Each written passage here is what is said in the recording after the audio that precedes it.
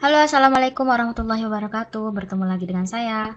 Hari ini kita akan belajar sintek, yaitu pembahasan pertama kita adalah word categories.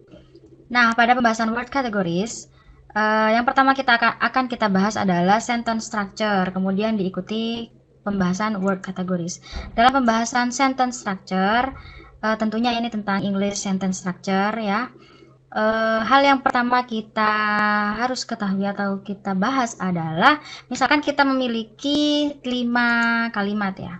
Ada man, the, kick, a, ball.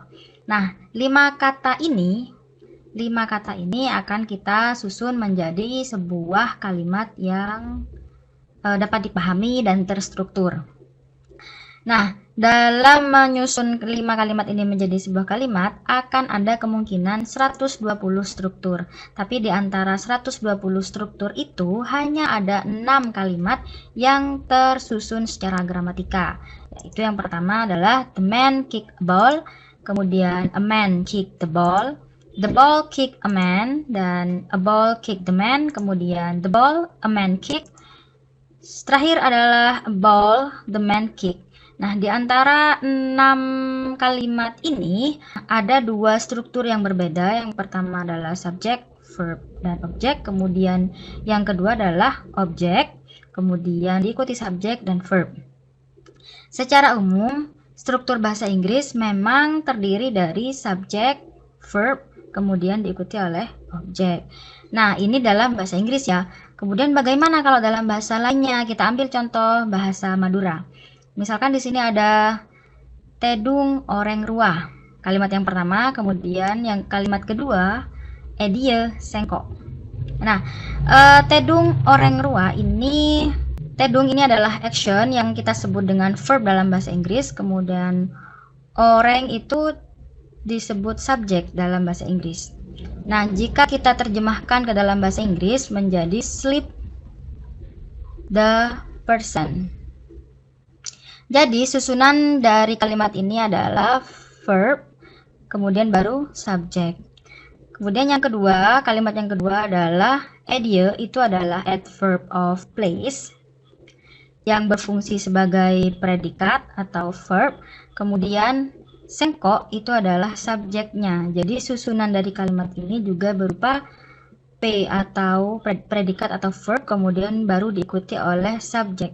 Jadi Maduri structure atau susunan kalimat dalam bahasa Madura secara umum terdiri dari P atau predikat, kemudian diikuti oleh subjek. Dan kalimat yang tersusun dari predikat kemudian diikuti subjek itu biasanya hanya terjadi pada kalimat komunikasi atau oral sentence. Kalau kalimat dalam bahasa tulis, biasanya bahasa Madura juga mengikuti struktur kalimat bahasa Inggris yang terdiri dari subjek dan predikat. Jadi setiap bahasa memiliki struktur kalimat yang mungkin berbeda.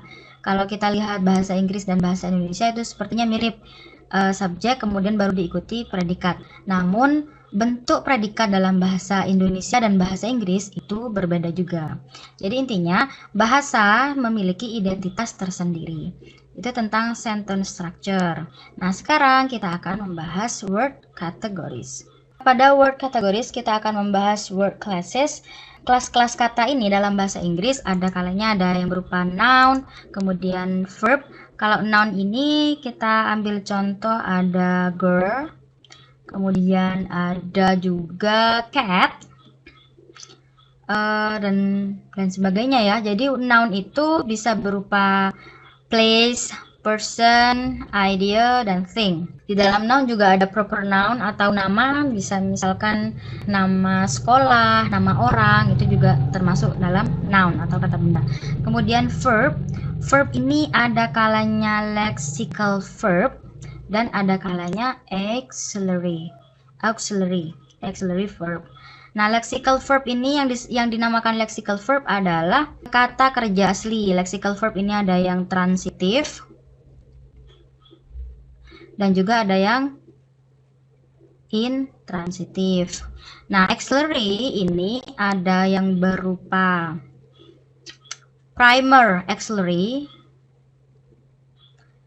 primer auxiliary, contohnya seperti do, does. Kemudian kalau yang kedua adalah kita taruh di sini modal auxiliary. Modal auxiliary bisa berupa can, kemudian will, would, should, dan lain sebagainya. Selanjutnya kita punya adjective. Adjective itu adalah kata sifat. Nah, kata sifat bisa contohnya ada beautiful, ya, kemudian slim, dan important, seperti itu. Dan kata sifat lainnya. Kemudian kita juga punya adverb. Adverb ini ada adverb of place, adverb of time, kemudian adverb of manner, adverb of frequency, dan adverb lainnya. Seperti kalau yang place bisa berupa store, kemudian school, house, yes. Kemudian ada adverb of time, ada tomorrow. Adverb of manner ada quickly. Selanjutnya kita punya pronoun. Pronoun itu adalah kata ganti. Misalkan girl bisa diganti dengan she. Cat bisa diganti dengan it. Kemudian kita juga ada he. Kata ganti kepemilikan juga ada his. Kemudian ada her. Dan my, mine, dan lain sebagainya. Selanjutnya ada preposition. Preposition ini kata depan. Biasanya dia ada di depan kata kata benda dan juga kata keterangan biasanya ya. Misalkan preposition itu kita punya in, kemudian on, under, for, to, of, itu ya. Itu adalah preposition. Selanjutnya kita punya determiner. Nah, determiner ini bisa berupa artikel yang mana itu terdiri dari a, an, the. Selain artikel juga ada demonstratif adjektif yang berupa this, kemudian that, dan juga jamaknya dari ini ya, this, those, itu. Nah, selain artikel dan demonstratif adjektif, juga di sini ada yang namanya some, many, much. Nah, some, many, much ini termasuk pada quantifier. Nah, quantifier. Kemudian yang kedua ada juga most dan very. So, ini adalah qualifier namanya. Biasanya very itu kita kenal dengan adverb of degree ya. Selanjutnya selain determiner kita juga punya conjunction. Nah, conjunction ini ada kalanya coordinating conjunction. Kemudian ada kalanya yang subordinating conjunction, maaf. Jadi ada subordinating conjunction.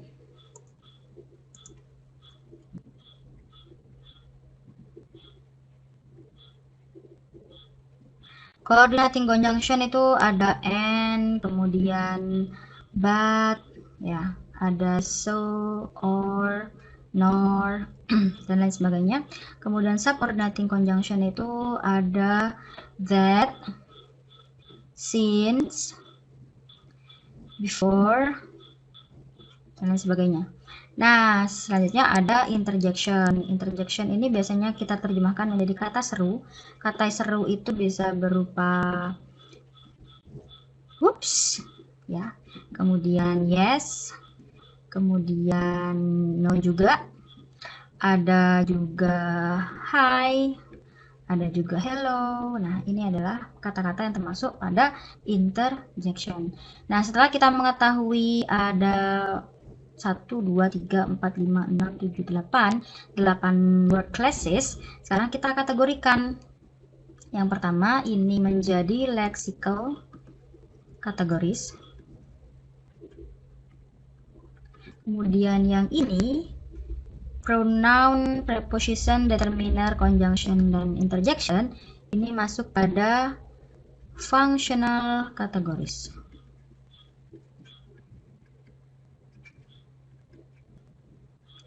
Functional categories.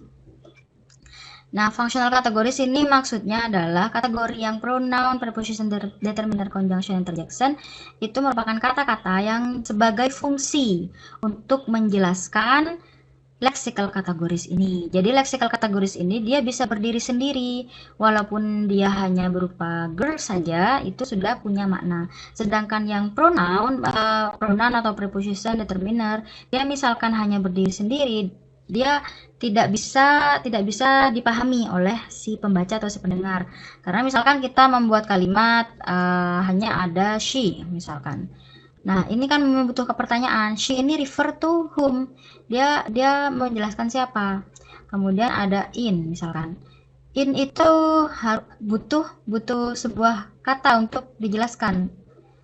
Misalkan in bathroom. Jadi baru ketahuan, oh ini maksudnya di dalam kamar mandi. Seandainya in saja itu tidak bisa dimengerti maksudnya. Gitu. Jadi functional kategoris itu adalah kata-kata yang sebagai penjelas pada kategori yang leksikal seperti itu. Nah, coba kita menganalisis kalimat berikut ini ya. Ada 3 kalimat di sini. Ada music is one of the most important aspect of American culture. Yang kedua adalah Peter ran very quickly to the store. Yang ketiga, Jim knows that he had made mistake. Baik, kita coba analisis yang word class-nya. Yang pertama music. Music itu adalah kata benda. Kemudian is itu adalah primary auxiliary. One itu adalah noun. Kemudian of itu preposition. The itu adalah determiner. Most itu adalah qualifier. Important itu adalah adjective. Kemudian aspect itu noun.